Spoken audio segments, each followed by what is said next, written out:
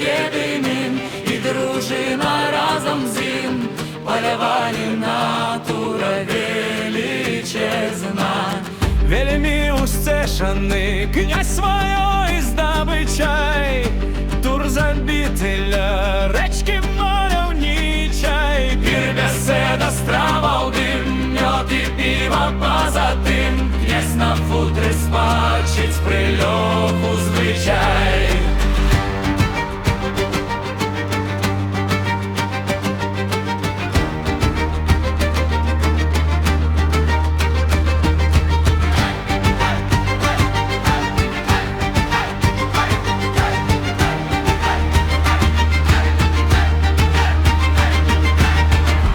Моцний сон князя Ахіну імкліва, вовк стальовий виходить, як на діва. Звір завив могутно так, ніби зграя по лясах. Лати вовка хочуть пералівам.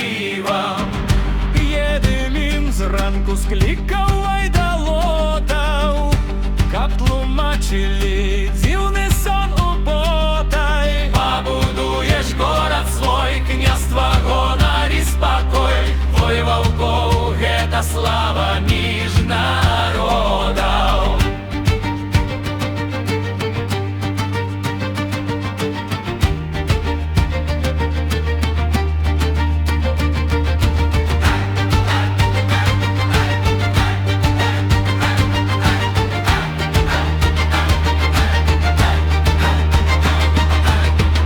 Слухав князь предказання тое тихо, про вещунство стальового волчига. Город славный засновал, Вільняй навеки назвал, и столицей зрабил Литвы великой.